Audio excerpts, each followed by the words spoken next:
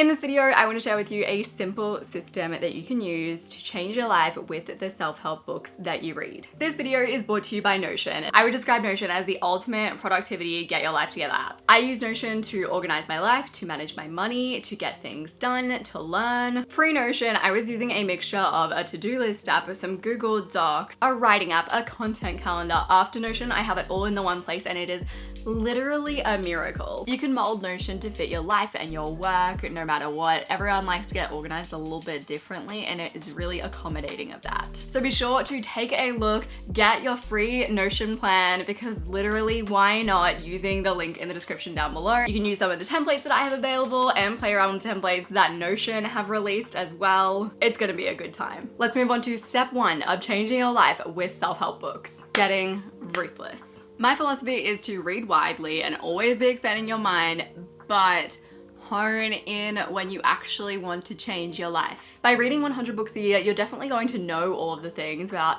building new habits, meditating, getting your financial life together, but whether you do all of the things will be a big fat question mark, because you've just shoved so much information at yourself that you couldn't possibly act on in such a short period of time. If you want to change your life, pick one topic, one self-help book, and treat it like it is a course. Step 2, have an end goal. Before you start any book, decide what you're going to get out of it. As a side note, awareness and knowledge is not an end goal. You don't need to understand how habits work. You need to figure out how you can implement and stick to a new workout routine. You don't need to learn about how to manage your money better. You need to create a new financial management system and implement it in your life. You don't need to learn to be more productive. You need to figure out how you can cut your hours that you're working by a third and get more done at the same time. Before you start any new books, write down what it is that you're wanting to get out of the book, what you're trying to change. Make it something tangible, something that you can literally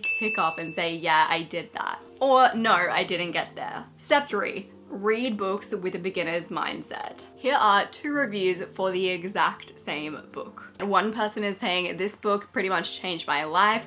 The next person is saying, good book, but I've read it all before. Who in this scenario do you think did the actual work, even if they've read about the concepts before? And who do you think read the book, wrote a bad review, and never did anything with what they learned? I already know this is not the same as I already practice this on a daily and weekly basis. Step 4, create a template that makes you take action for your book notes. Mine is in Notion and it looks like this. To get the most out of a book, skim through it first to see what you need and what you don't need. So if it's a fitness and food book, but you're just focusing on fitness, disregard the food section. Some books are definitely more like a buffet. You pick what you want from them and disregard the rest. After you've had a skim read of the book, go back and take notes of each chapter. You should be taking notes when you read something that feels important, you read something that's actionable, or you read something that's hard to wrap your head around that you need to dive deeper into. When you're writing out your notes, write them in your own words. Don't just regurgitate what you're reading in the book. That way you retain the information better and you understand it more.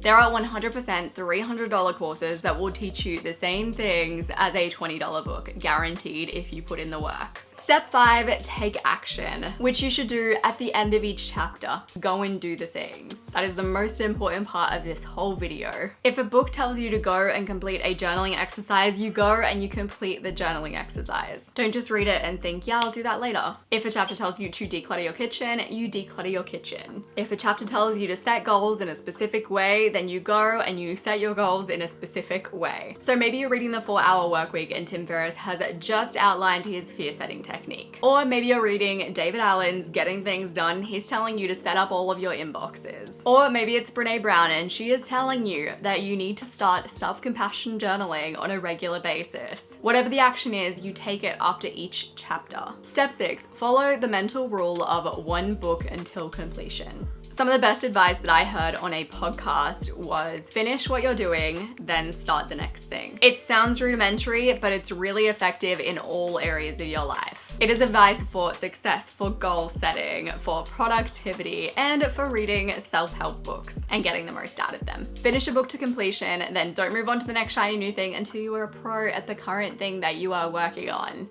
By all means, have books that you're reading in the background, but none should be taken as seriously as the one that you're actually focusing on, that you are trying to bring into your life. If you liked this video, my video on the art of sticking to your habits and routines could be a good video to watch next. I talk all about how to embed a habit as something that you stick to. So if you want to create a habit of reading intentionally, I'm going to have that linked on the screen and down below. If you haven't tried Notion, if you haven't gone in there, had a look at the templates that are available, I'm going to have the Notion link down in the description below so that you can check it out alongside all of my templates to organize your life, reset, refresh. I adore Notion. I use it on a daily basis. I feel like it's the best sponsorship for my videos because there's just so much genuine love for a productivity app, but it's a really good productivity app. So I'll have that linked in the description down below. I appreciate you so much and I will see you soon.